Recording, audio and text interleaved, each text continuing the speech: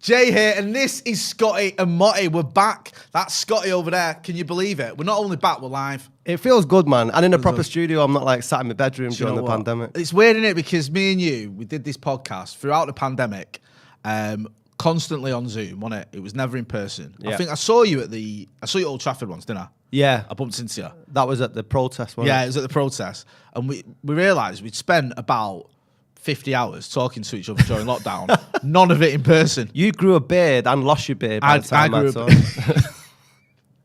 I grew that beard, right? And I had this beard, obviously, all through lockdown. And when we started the Stretford Paddock channel, I had that beard as well. And one day I came in, I'd shaved it off. And I used to film a lot with Macca. And me and him were talking, and we went to the shop. And on the way to the shop, I mentioned the fact I'd shaved it off. And he went, "Oh, yeah, I didn't notice." What? It suited you, though, you know. I know. Do you know what it was, though, Scotty? It was never like... I never really quite got into it. It's like a lockdown thing. Yeah. You know, like everyone wants to do something on lockdown. We started a podcast, and I thought growing a beard was like my other hobby as well. Yeah. I grew my hair massive, like, fro. Yeah. And then I had a barney, and I thought I had nothing to take my frustrations. Like, you know, when the pub's open, you thought, right, well, fuck you, I'm going out on the beer. So I went to Asda and bought a £5 clipper and just shaved it. I had my Britney moment, you know. So, you're like, hey. I'll show you. It is live, so get involved in the chat in the comments. Yeah, if you don't know us, then don't expect much structure to this. This is just two Mancunians waffling.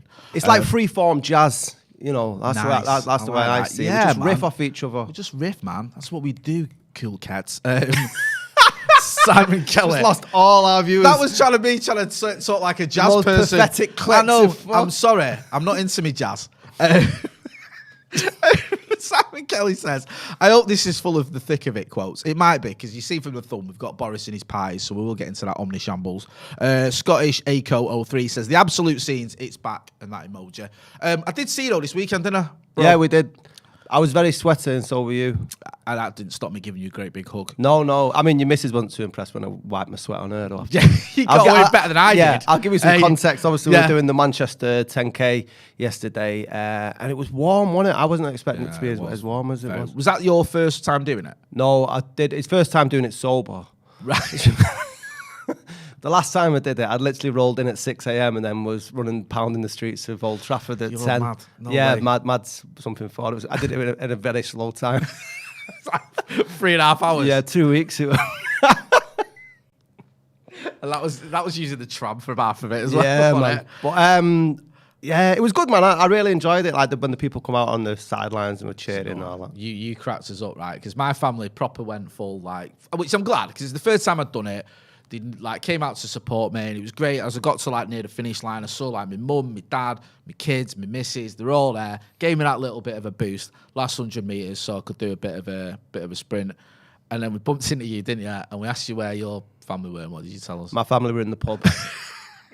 Seriously, I like literally. I was seeing people crossing the line and hugging their loved ones, and I thought, this is amazing. I'm looking around for my kids, and my mum had my kids with my sister. Nowhere to be seen. They're in the boozer, and then all of a sudden, when I'm meeting you, my brother, who was supposed to be doing the race, as a kind of Jack Daniels, goes, "Ah, my knees knackered, our kid," and I'm fuck. Literally no support. You know, your kid, and he's got this kind of Jack Daniels, and he just went, "My knees fucked." And he looked like he'd not even attempted to give it a go, by the way. No. I might be wrong, he might have done.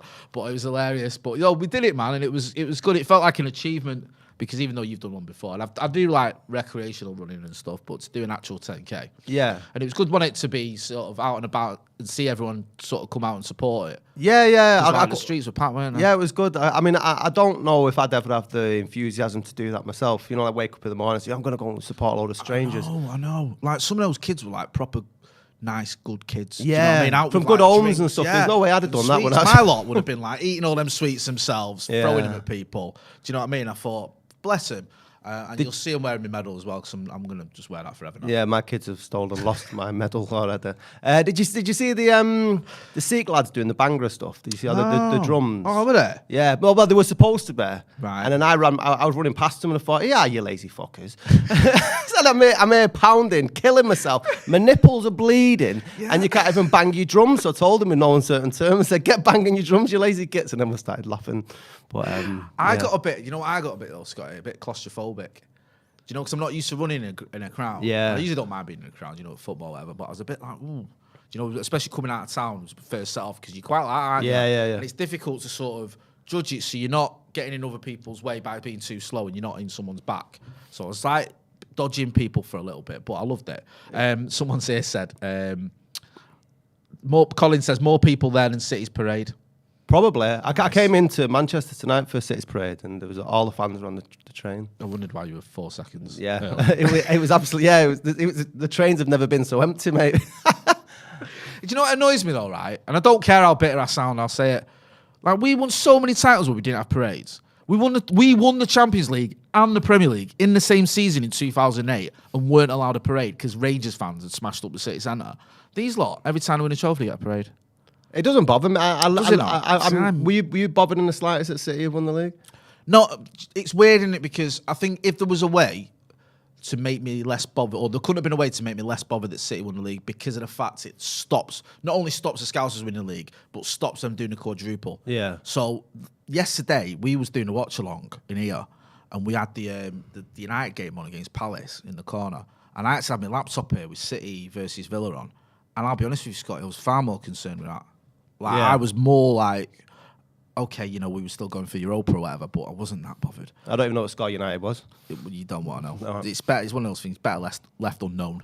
Well, you know anyway, don't you? You know what we do when we go away from home. Yeah. We didn't win 5-0, put it that way. But yeah, it was like, I had the City game on, and then I was flicking between the Liverpool game and once City won. It was weird, because once City had like won, I was like buzzing. But then you sort of like, well, City still won the league, so I'm not exactly like running around the studio high-fiving everyone. Yeah. Do you know what I mean? It's a bit bittersweet, isn't it? Colin says, Jay looked like he was going to relapse for a while yesterday. Did you see any pictures of yourself? You looked on the app? I did, yeah. I had someone sending me some photos on WhatsApp, and there was one where me pulling my tongue out, and that, and another one where I'm just thinking, fuck this. But the best was my old man. I mean, I don't know if you follow me on social medias and that. And my dad's got a look of Fabio Capello. He has, hasn't he? Oh man, and he pulled his muscle, so supposedly about 2K in, and he had to walk the whole did way. he? Yeah, I thought he'd gone off to the pub after he injured. No, but it took him 2 hours to do. But you've never seen a man who was walking like a chicken on the way to the fucking factory. I respect that though. The fact that he carried on. He's determined, my old man. Yeah. I'll give him that. Like, that's good. He won't be beaten. Really not? No, unless it's by my mum. Right, well, that's understandable. But do you know what I mean? I had a similar experience doing the dad's race at Sports Day. I set off, and at my daughter's school, all the dads are like 15 years younger than me. Do you know what I mean? Like, I'm 40 odd, and they're all like in the 20s or whatever. And I set off, and I was like going as fast as I could, and my hamstring went.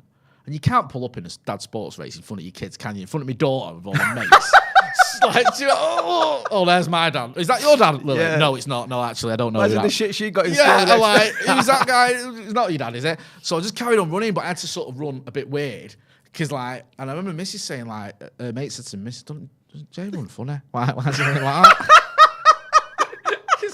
That poor kid the next day, man. She thought, bizarrely, because of the way she was sat and everything, she thought I'd won. Because like she couldn't, because it didn't go until like halfway through. Right, okay. Because there was like a line of people in front of her, she just thought I'd won, and I was like, oh, actually, I came second. Was it like one of them, you know, the long distance runners where they sort of the shape yeah, in the hips? Yeah, it was like that. It was so bad. Honestly, it was a shambles. But I managed to finish it, and then I had to do something for the radio as well. Where I was talking on the radio about it. But yeah, it was. At least I finished it, so I gave her something there. Oh yeah, there's a lot of chat. People getting involved in the chat. Oh yeah, a lot of people was messaging me about Jackie Chan. Manchester Maverick says, watching on my phone from my big shop in Asda and just seen Jackie Chan. Do you want to tell people what they're on about? You want me to relay the whole story Not of Jackie the whole, Chan? Briefly, do you want to tell the briefly story? Basically, go on. A while ago, I took LSD. Which I don't do anymore. Thank God for that. For various reasons. Yeah. And I ended up meeting Jackie Chan in a student nightclub in Manchester. And obviously he wasn't there. It was an apparition of Jackie Chan. I'm glad you said that. He wasn't, just to clear that up. It might have been. You know, in my mind, I mean, like Steve Alson was saying, if I took a lie detector test, then I definitely met Jackie Chan. Should have got his autograph. But anyway, so he obviously wasn't there, but in my mind, I'd got this vision of Jackie Chan there trying to raise funds for Rush Hour 3. And then people's responses to the story on Friday were very well amused. We got Scotty on the brew on Stretford Paddock with me and Steve, and yeah, it went west is an understatement. Like, you think me and Steve are bad for going off on a tangent. I think it was like Ralph Ragnick's last ever press conference. We didn't mention it once. I don't know what he said. He could have said anything. He could have said, I'm staying for another 5 years. We didn't even know. Santa Notch says, where in Italy is David's family from? Parma here. Yes, Santa Notch, who's a big fan of the channel, both this one and Stretford Paddock. He's asking where your family is from. Part of the family is from Volterra in Tuscany, and then part is from Sicily in a place called Cefalù. I don't feel like I know this, and I should do. Do you support Italy or England in the football? I know you went, bro. I wear. My family all support England, but I've never been a massive England fan since the late 90s for the United days. I had the grey kit back in 96 or whatever, but I've never had any affinity with England football. Callum, have you still got that picture of that dartboard? Is it still on there? Yeah, have a look, see if you can bring that picture of that dartboard. I sent it on a couple of Fridays ago. I don't know if you've got it. If you can't find it, don't worry. I think the England national team was always sort of seen, it's been like a contrast to being a Man United fan, and I've always sort of took that. So when I found out more about my Italian heritage, and I grew up loving Italian United. Who's your team? Sorry, your actual club. So I follow Fiorentina. Oh, do you? Yeah. I'll tell you what. Got Europe this year, mate. Have they? Yeah. Well, United might play them next year. I mean, I take that's a no-brainer. You're going to be a United fan for that one. Yeah. Yeah. Oh, you're not that. But I remember when I remember about Fiorentina was Battistutto. Yeah. I mean, of all the players we didn't get who we were linked with, I think he's the one I wanted the most. Yeah. I don't like people may go Ronaldinho because he was so good, but you remember that goal Old Trafford Battistutto scored, and he was such. Do you know one player he's just made for United and would have the fans would adore him. Yeah. Because he would have scored worldies galore, wouldn't he? And he was such a sort of powerful, strong striker who just banged in goals for fun. I was gutted when we didn't get him because I thought it looked like it was going to happen at one point. Yeah, I think when I left Fiorentina to go to Roma, and there was a lot of controversy around that, but it's so revered over there, and they've obviously got a statue outside the ground. I've been to Fiorentina's ground as well. But yeah, it was amazing player. He doesn't like football though. Does he not? When you interview him now, he's into polo. He's quite a middle class lad from Argentina. Is he really? Yeah. So just don't watch it. Don't. No, you get players like. I mean, I think a lot of professional players nowadays. I don't think it's their bread and butter as much as it. Was you weren't in Norway with us, was you? That time when we went over to Norway. No. We were over in Norway. My old job, and filming something. We were recording a podcast with Lee Sharp, and it was when we were playing Arsenal, and we were sat with the Arsenal game on, and he was just on his phone. He didn't even look up. Didn't care. He wasn't bothered. He's into golf, isn't he? Yeah, he just wasn't. He wasn't fussed about the score, what was going on. It's like, well, you've worked in a call centre. How much do you care about call centres now? You don't work in them. Me and you worked in a call centre, didn't we? But no, we. I know. I get that. I'm just trying to see if I can find. Yeah, I found this picture. It's the dartboard. This is the. You'll remember this, won't you? I'm going to send this over to. Because you said, just explain what you mean when you say about the late 90s. Yeah, so I know what you're on about. I think this is is this the FA Cup thing? Yeah. So when United had to pull out of the FA Cup to go to the United World. were hated, weren't we? In the sort of in the late 90s, like you remember Beckham in '98 with and I still to this day don't think that's a red card. I'll send it through to your lab producer, Cal, if you can bring it up if you get a sec. He got sent off. Everyone hated him. Back papers, They had effigies, didn't they? Burning effigies at Upton Park and abuse for his missus. You think his missus just had a baby and all that. It's just his whole family got it. Death threats. The whole country stand up evade Man U at England games and all that. And then there was the FA Cup thing, wasn't there? We were talking about this on the brew the other day, funnily enough, where we didn't go to the FA Cup in 2000 because the FA didn't want us to because they wanted to go. Sorry, we didn't take part in the FA Cup because there was this World Club Cup, wasn't there? Yeah. And they wanted us to go because they were trying to bid for the FIFA World Cup and they thought that'd smooth it. And this is sorry, I've got it wrong. Right, that's the bet that was on the back paper. That was on the back pages when Beckham's got sent off. Yeah. Simeone won it. Yeah. Sorry, that's the one I was on about. We'll talk about the context of the one before. So what's this? So you throw a dartboard at. Take your fury out of our David Beckham. You don't get the hatred like you used to in the papers. Do you not think I mean, imagine if you tweeted that now, you'd probably get banned from Twitter and cancelled. That's cancel culture shit. Yeah, really. It is, isn't it? Like you're advocating violence, saying throw darts. All right, it's a picture, I get it, but it's still saying take out your anger on this. And like if you look at that dartboard, it's an absolute smorgasbord of a mixture of D-list celebrities, icons, and just randomers. Why the fuck's Jeremy Beadle on there? I think it's just because he's a bit of a prankster and some people didn't So like these him. are supposedly the most hated people in I England think at the so, time. yeah. Like, Maradona's on there, obviously, because everyone hated Maradona in the small-minded England section, even though I loved him. Posh Spice, because obviously it's his wife, so why not throw a dart at her as well, because we're going to be just horrible. What's Paul Daniels done? What did Paul... He's fucking Mr. Magic, man. What's he done? Wait, can you imagine this Debbie, now? can you pull this dart out my ass?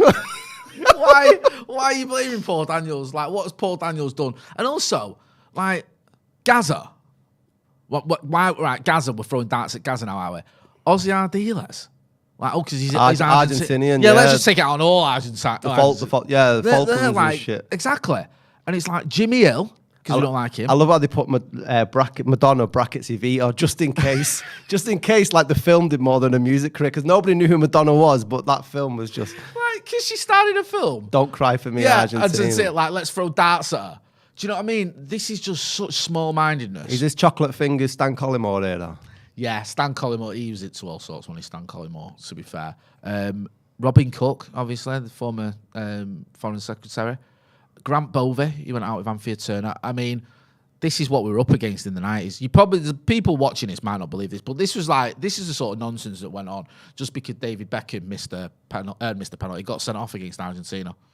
So that's one of the reasons why you're not as fond of it. No. I mean, the other one was worse when it had all, like, people like Barry Norman saying why Shall I find that? Let me find that. I'll find that for so you. much. Yeah, because this is the FA Cup. Is that on there? Have you got a picture of the FA Cup thing? It was a front page, wasn't it? Yeah. Man United are a disgrace to the FA Cup. But if you're out there and you got any comments or questions or quips, I found that as well. Send right? them in. This is I'm gonna send this to producer Callum as well, because this is what we're up against as United fans back in the day, where the press hated us, all England fans hated us, referees hated us, and you think, oh, that's just sort of, you know, a bit sort of mentality like the Scousers do, everyone's out to get us. But like, there was reasons for it. If you can see that pic, Cal, if you get a chance, put that up. So United pulled out the FA Cup to go on this World Club tour because the FA asked us to, because they wanted to bid for the FIFA World Cup, and they thought that'd help us. Yeah. And then the press and everyone went mad with devaluing the competition. Everyone hates United, everyone hates Fergie, all that sort of stuff. And this is, when we get it up, I'll go through it. This is the front page of the Mirror, right? I mean, some of the people there giving their opinion. So you see the question there, is there anyone left in Britain who does not think Man United should be in the Cup, right? Dave, talk us through the board. Ian Botham, if they don't play this year, they should never play again. Scared. Beefy. What's that? What sort of attitude is that? Tony Blair, who was Prime Minister at the time, wasn't he? Yeah, what was this, 99? Yeah, he was. And we were supposedly doing it for the World Cup bit or whatever, so this is a bit snide. We must sort it out, and United sort it out. Caprice, anyone who doesn't know who Caprice is, she was the model who was going out with Tony Adams, wasn't she? Yeah, at one point. You've done her a favour because you've made a football connection where there isn't really one other than that. They should think about the fans. It's outrageous. Trevor Brooking, fair play. Barry Norman, whose career was built on films. Yeah, I used to love Barry Norman's film reviews. I wouldn't have put him down as a football expert, I'm not going to lie. It debunked, was it? It devalues a noble competition. Yeah. And then Lisa Potts. Help. Which is, where we're looking here. The heroine. Oh, I don't know what she did. It's dreadful. They must play. Do you know what? Like, Hero's widow. This is the one that means, like, obviously she's lost her husband, he's a hero, but they've asked her, get her on the front cover. Lottery winner, I think, is in there. The lottery winner, they've asked him. So what's he got to say about anything? What, he just picked 6 numbers that got picked out of an hat, and now we're getting his opinion on Manchester United in the FA Cup.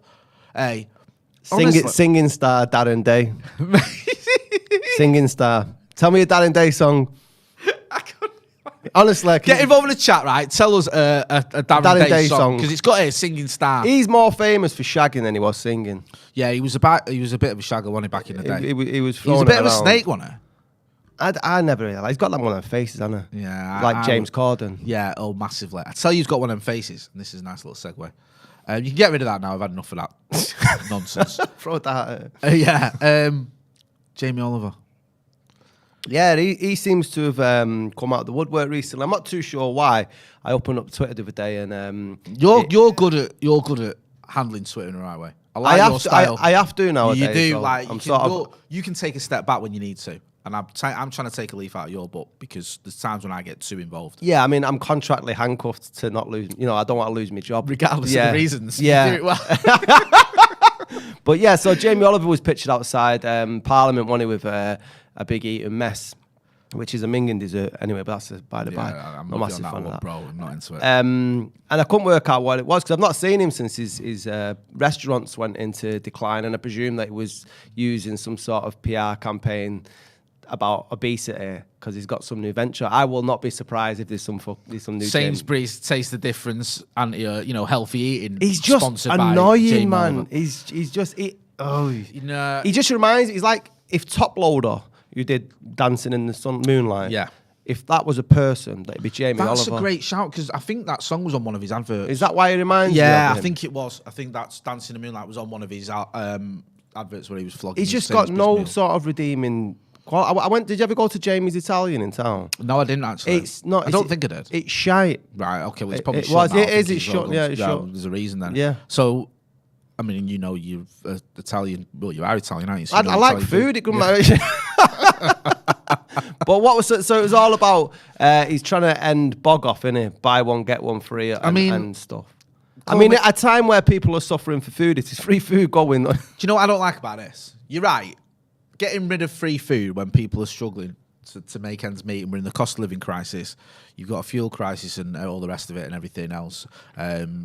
People on universal credit have lost the universal credit. There's all sorts going on. Inflation's at 9%. Everyone's struggling, myself included. Don't get this YouTube thing wrong. Me and my missus have to proper make ends meet and watch what we spend and all the rest of it. It's this idea that the reason you're struggling isn't because you haven't got enough money or because you're not getting enough help. It's because you don't manage your budget properly. And that's what he's trying to say. He's like, oh, you can get rid of buy one, get one free because people should be able to eat healthily and spend less anyway. And it's nonsense. Do you know what I mean? Like, that's just not the case. It's that whole thing of making it look like it's just people who are skin not managing the money properly. I always find that insinuation with this, which I don't like. I always find it massively hypocritical, and you can take this to politicians as well, is that when people who are well off and have no experience about what it's like to be living to a budget, to turn around and say, this is how you live on a budget. I tell you what, if you care so much, go on house swap. Why don't you give a poor family, Mr. Jamie Oliver, one of your big gaffs, and then let them try and live on yours, and then you go down there with all your cheeky chappy face, fucking top loader. He's sort of made himself out like this old, like cheeky chappy cockney type, and he's like a bit of a lad and all that, but he's not, is it? I don't know anybody that likes Jamie Oliver. He's like Michael Owen. Yeah. He's like, like Michael Owen. Liverpool fans can't stand him because he won the title. United fans can't stand him because he hates because he's Michael Owen. He's Michael Owen. Newcastle fans despise him with a passion. I think Stoke fans have forgot he was there. So did I. Yeah, maybe Real Madrid fans have some sort of affiliation with him. But I feel like Jamie Oliver is like that. And it annoys me when you get these sort of celebrities. Like you say, I was looking at it because I remember seeing him on Graham Norton and I felt a bit sorry for him because he was sort of crying. And I didn't know the details, but he was talking about his restaurant going bump and having to lay people off.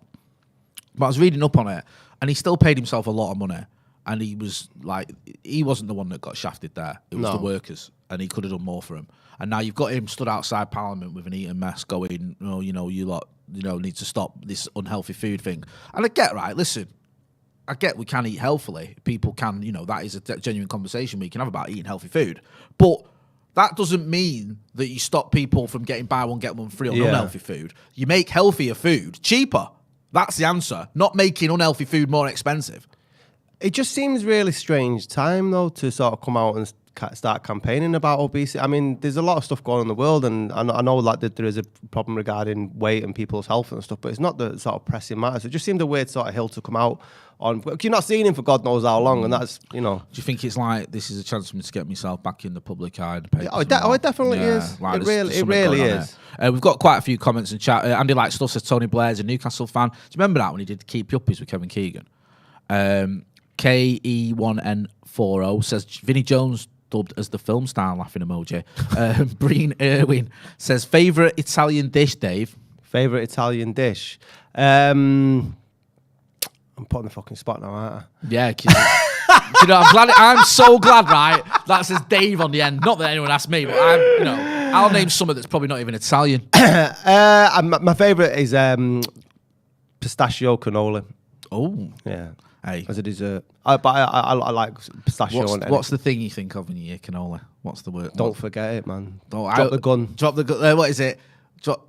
Leave the gun, bring the cannoli. Yeah. That's it. I love that line. And you know that was ad-libbed, actually. That line. That wasn't written in the script. It was so the guy who played Clemenza, yes, his wife in real life told him that line. Really? Yeah, and it wasn't part of the line. I think he was gutted because he actually pulled out of the second Godfather 2, Clemenza. I can't remember the name of the actor. I've just Googled that because I couldn't remember it, and I think it was Castellano, his name is. Yeah. Sorry, what's his... oh, God, I had it and I've lost it. Sorry, forgive me. I can't even find it. Oh, yeah, Richard S. Castellano. Yeah, yeah, because he's not in it, is it? No, but they'd written a script with Clemenza in, obviously, because Clemenza's in the bit with the prequel with the De Niro, and they'd written stuff where in the second part, but he wanted more money than the studio were willing to pay him. It's weird that, because you know in Godfather 3, Duval was meant to be in it. He was meant to be in Godfather 3, right. and it was the same scenario because he wanted parity with Pacino, and he wouldn't give it him, so he pulled out. Now, that always amazes me, that, because you've got the third film in a trilogy that's potentially going to be the greatest trilogy ever. It's already got 2 of the greatest films ever, and you're not going to pay one of the main people in it the money that they deserve. He was dead in it, wasn't he? When they obviously sold the scripts and wrote him out, and think his son's in it, isn't he? John Savage plays his son. Yeah, you're right. Who's I think he's gone into the clergy or whatever. But I just can't get my head around that, because you think that must have been so frustrating for Coppola. Because you're going like, I've got this script. Duval's this role. Obviously, he's back as Tom Hagen. Pacino's Michael Corleone. Getting a band back together. We're not paying him that. Yeah. What? I didn't. I mean, I know it gets pelted as Godfather 3, but if you were to put that film on its own, and you haven't got the weight of the first 2 before it, then I think that's actually a decent film. Comparatively, there are worse films than Godfather 3, but you're just not gonna... No, I agree with a lot of what you're saying there, because I think, if you watch it on its own, it's a good film. Particularly, I think it got a little bit too Bruce Willis in Die Hard when they got the helicopter scene, and that was the doors with the ankle. That was, you just couldn't get any more 90s Hollywood blockbuster. You know what we need to do? We need a helicopter shooting into the hotel room. That's what this film needs. It didn't need that, did it? You're right. That's a great analogy. And Bruce Willis. And for me, the best part of that film is when they go back to Sicily, and it's just beautiful. I mean, the scenes are always my favourite in all the Godfathers when they're back in Sicily. I was watching. I sort of got accidentally stuck the other day watching Godfather 2. It was on. You can't. Yeah, and I had things to do, like uni stuff and work, and picking up the kids from school. I just sat there for 2 hours and watched it. Do you know what I mean? It's like, the teachers looked after him. Solo is in the Man United agenda, says big up Jay and Scotty. Thank you, brother. Yeah, Ole Aston says, exactly, Jay, need to start subsidising healthy food for people now. I agree. Santa Not says, love cannoli. Breen Irwin says Sopranos as well. Gabagool. Darren Walters says, top 5 films of all time. Well, we're going to be doing top 5s later on, aren't we? We are. We're going to do top 5s on every Wednesday. We're going to be releasing a different top 5. So we might do top 5 films, and it'll change every hour. I can't. You know what? We've gone from not doing anything for about a year, me and him, to doing 2 a week. There might be another pandemic. The way this world's going, you might as well get these podcasts in. Exactly. Breen Irwin also said, Godfather 2 flashbacks with De Niro, one of the best I've ever seen. I love those scenes. Yeah, and the thing is, I think Godfather 2 would be a better film if it was just De Niro. I always thought the bit where it's all on the court case with his name is going to escape me. Hyman Roth. Hyman Roth. It just gets a little bit convoluted. It does. That's a good point, because you saw the Cuba stuff and all that, and what's going on, and is Michael Corleone, when he's not, is he into it? Is he not? The bit with Fredo though is good. Yeah, I mean, and the bit where that's one of the iconic. You know, who never gets the credit in them series, and she's one of the best actors of all time. Is Diane Keaton. She's phenomenal. I've never like when I get goosebumps now thinking about it, when she tells Michael that she's aborted his baby. I'm like, whoa, man! That like what? You know that like yeah. Thinking you're doing. You're gonna get all hoo ha. You know? You don't want Angry Al. You know, His ability to like of rage Yeah. is just insane. It's like going from first to fifth like that. Stop it, mate. It's incredible. He's quality in it, Pacino. He is. I mean, the cocaine years. Yeah. When are we Allegedly, saying, when we're saying when's the coke years with Pacino? When are we? What? 90s. It's got to be on it. Are we going post Scent of? No, what is it? Scent of a Woman around the Heat era. Yeah. Oh, the Heat era. Yeah. And Yeah. then when he was on Any Given Sunday and all that. It's just when he started doing all like Loud Al. I love that though. I love it, mate. Do you know what I mean? People don't like that style of acting, do they? Where you're exploding all the time, and do you know what I mean? But have you seen it on Heat? She got a great ass, and you got your head all the way up it. I'm like, yeah, man. Like, and you can imagine, like, the director has just wrote that, or the script writers wrote that as just a normal line. She's got a great ass, you got your head all the way up it. Yeah. And Pacino comes in, and he does all that. The director's like, yeah, I like that, Al. Should we try it? That's probably an 8. Should we try a 2? And he goes, yeah, no worries. She got a great ass, and you got your head all the way up it. And he just goes, yeah, cut. Yeah.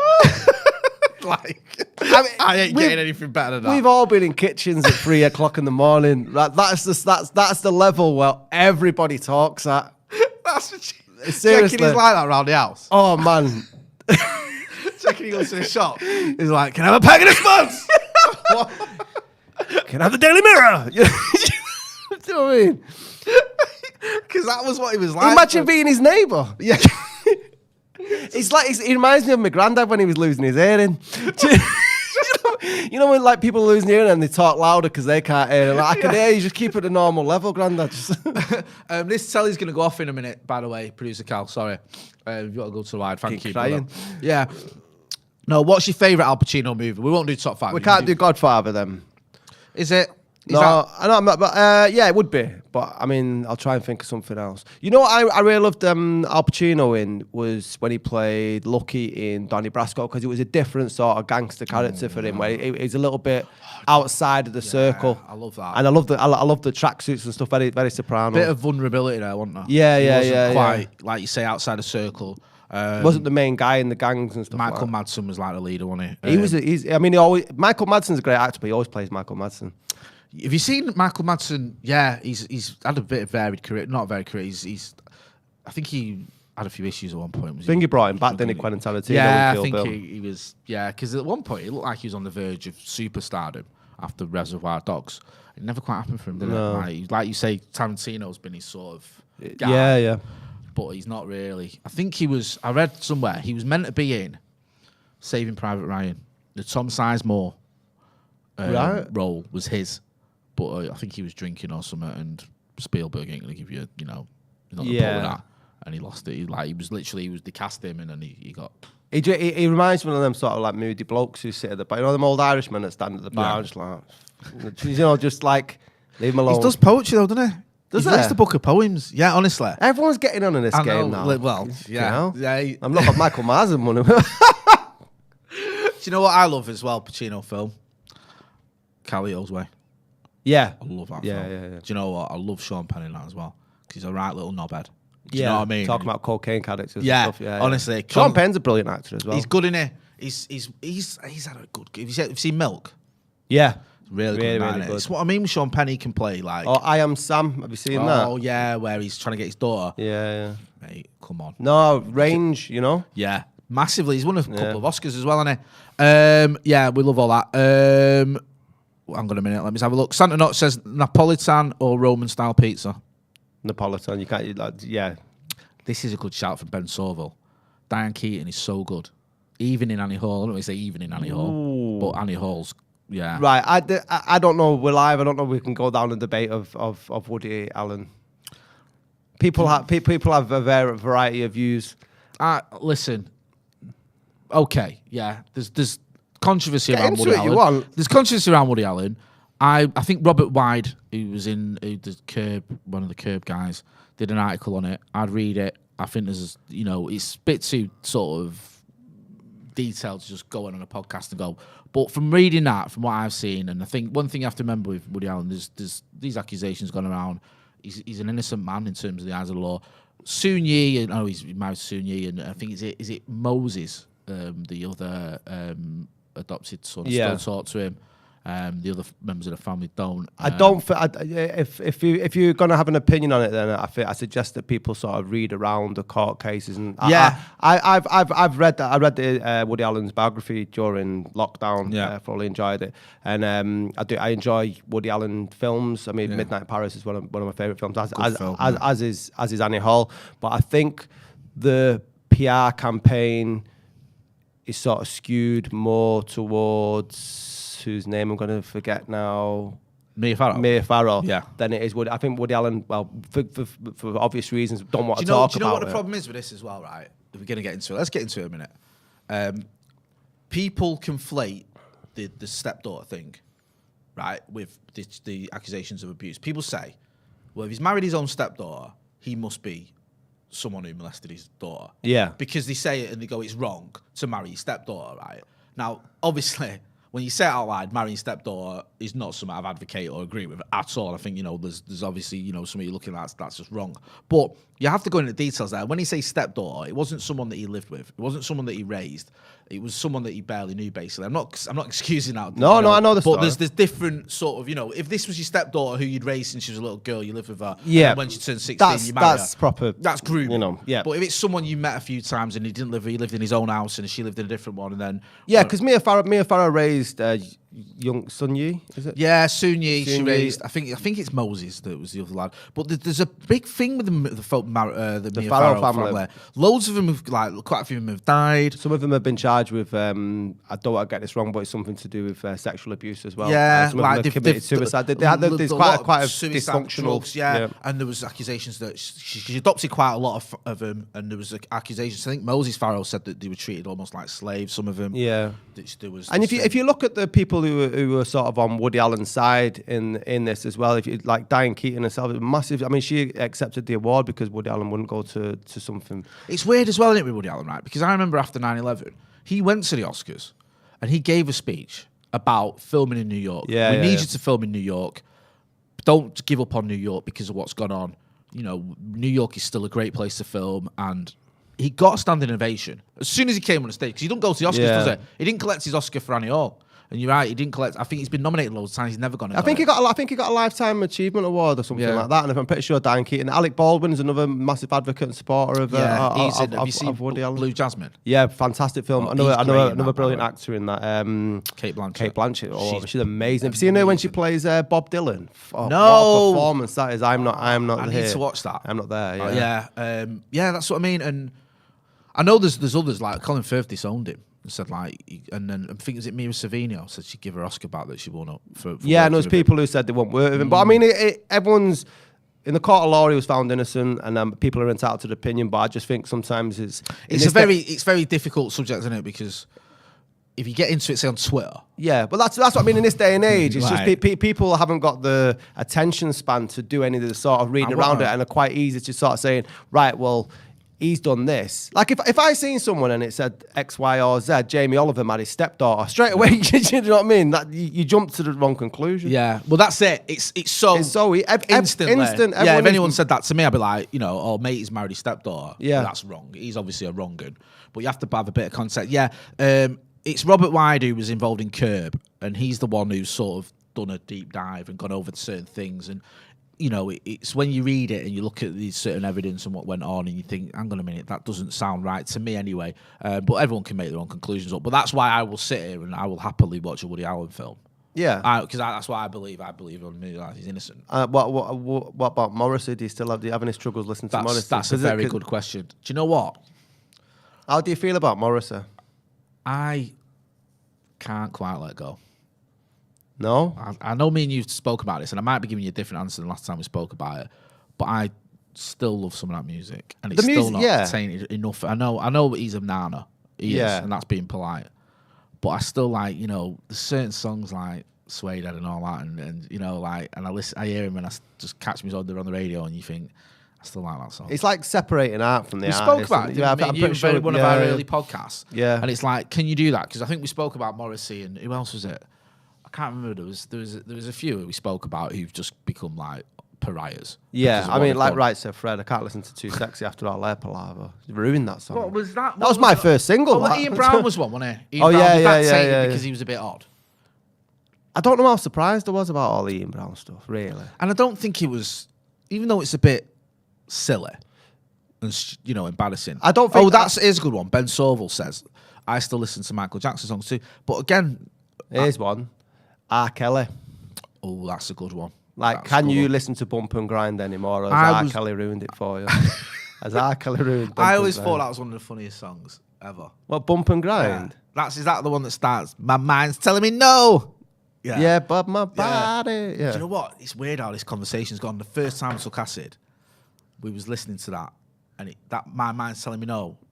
That cracked us up, and we played it on repeat, me and my mate, about 500 times. And there's a bit where he says, "I must confess." That bit when he dragged out to confess. Yeah. How does he crying, Scotty? Crying with laughter because we were tripping. But yeah, Ironically, he didn't confess.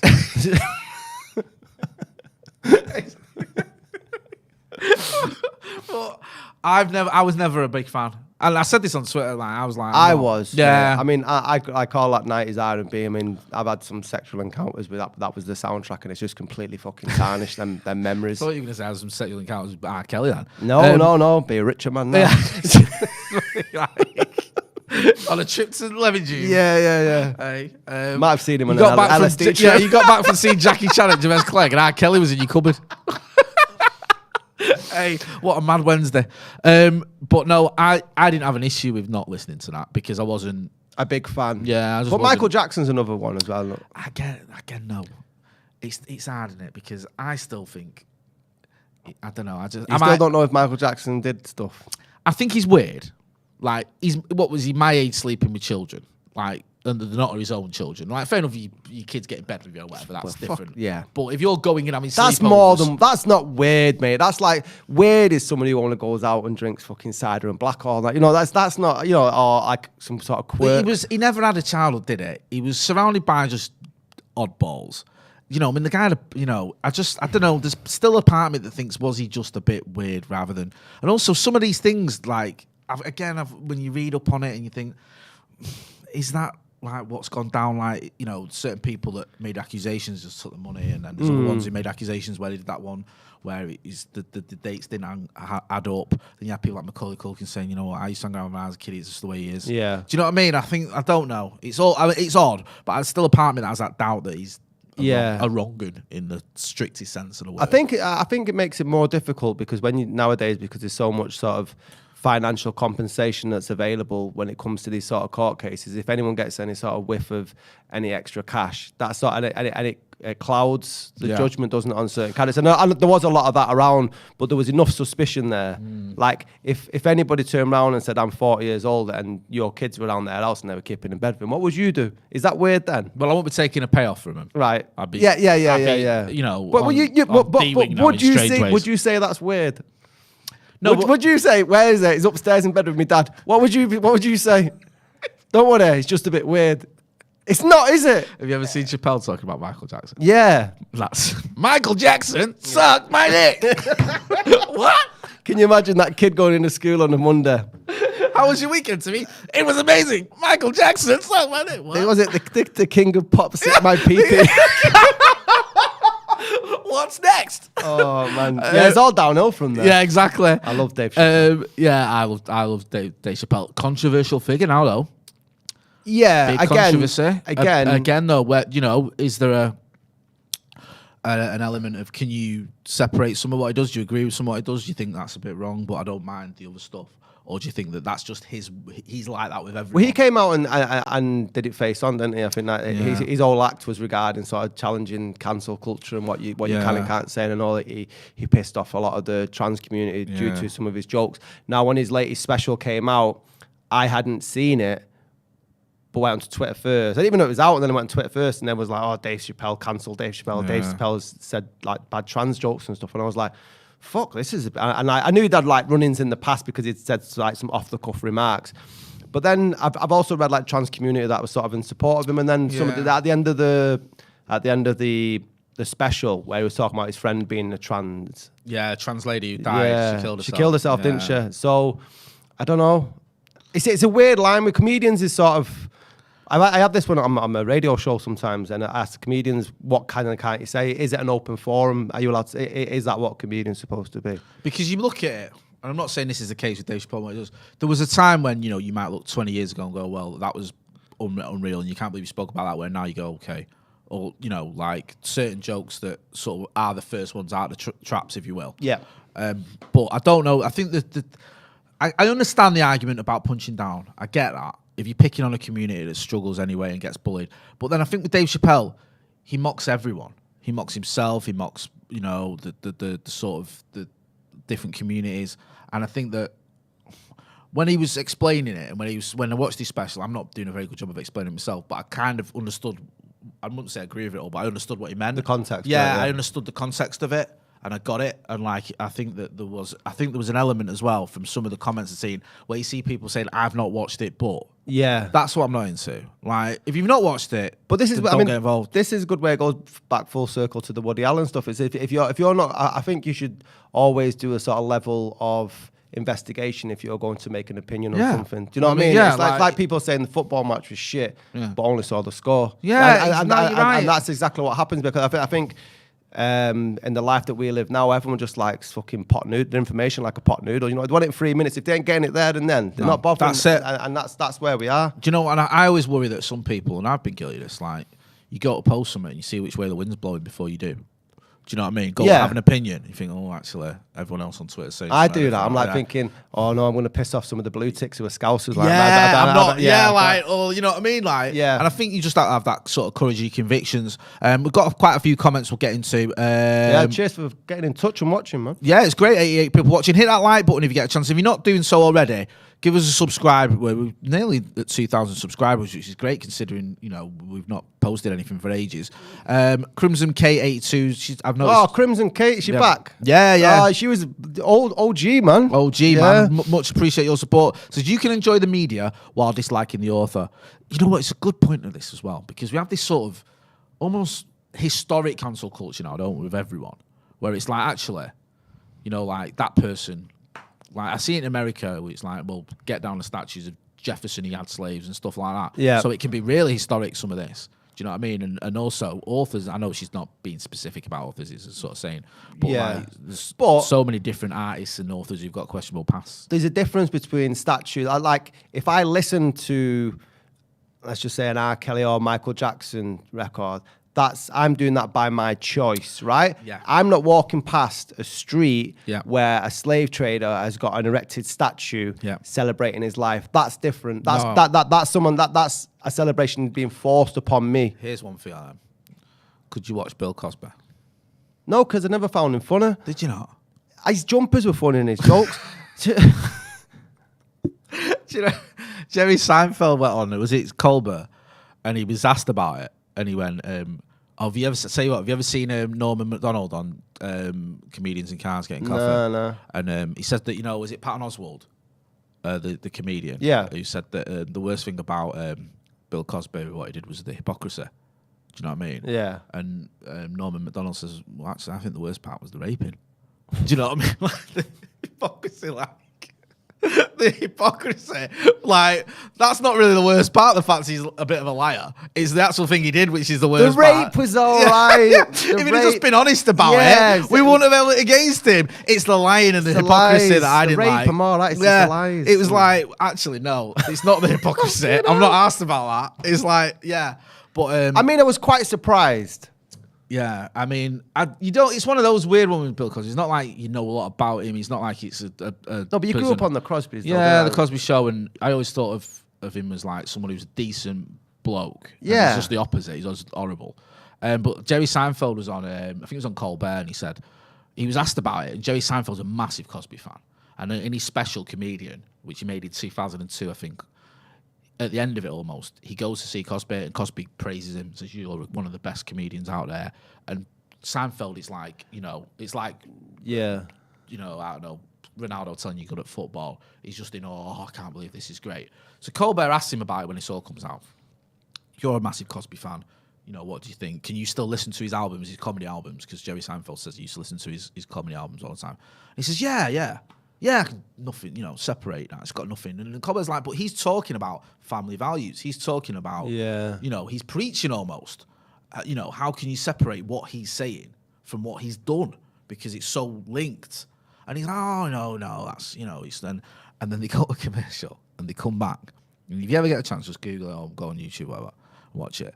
And Jerry Seinfeld does a complete 180. Really? He says, actually, I thought about it, you're right, I couldn't listen to it anymore. Well, he either is or isn't. And I wonder whether someone's like, in his ear, it must saying, have done. Dude, you can't be sitting here saying, you know what, okay, the guy might have potentially raped dozens of women, but he was funny. Do you know what I mean? Like, and then he's like, no, I've changed my mind.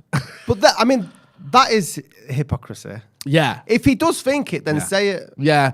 I mean, that's it. You've got to stick. Right, I'm going to power through some of these comments. Go for it. And then we'll start wrapping up. Are we already there now? 50 minutes, bro. Jeez. 50 minutes. We're going to do 45 minutes. I mean, me and him could go on for hours. Do you know what I mean? we were worried, right? He said to me, "Have you got?" I thought we were about 10 minutes in. I was better to send him some topics, and I didn't.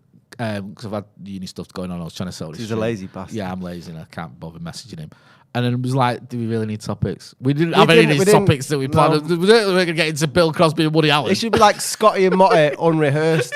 We've gone from fucking rape lies and Al Pacino on coke. It's like, what is this? Well, we're going to talk a little bit about Eric Ten Hag and Jamie Oliver.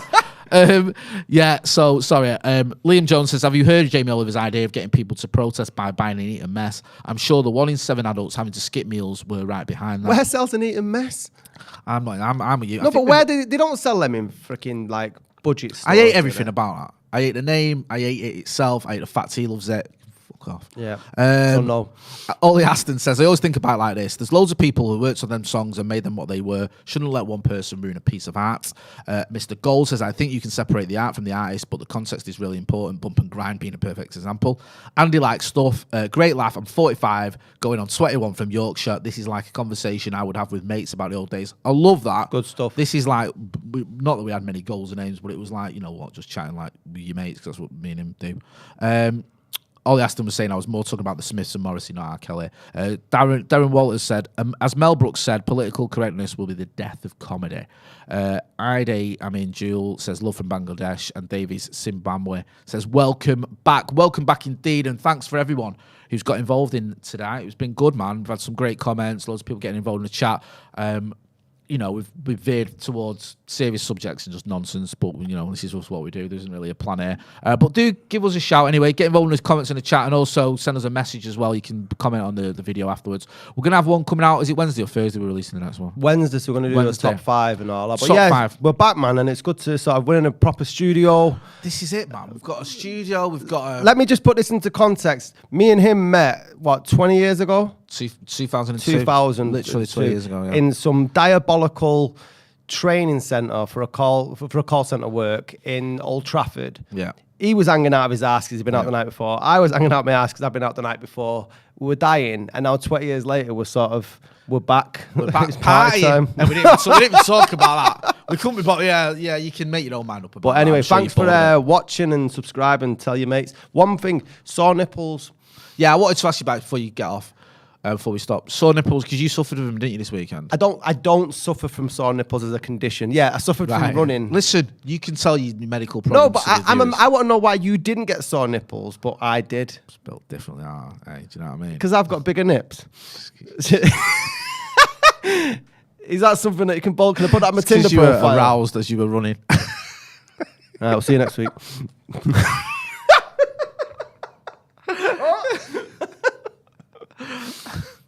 Right, you can end it there if you want, Cal. Yeah, go. Yeah, I saw though.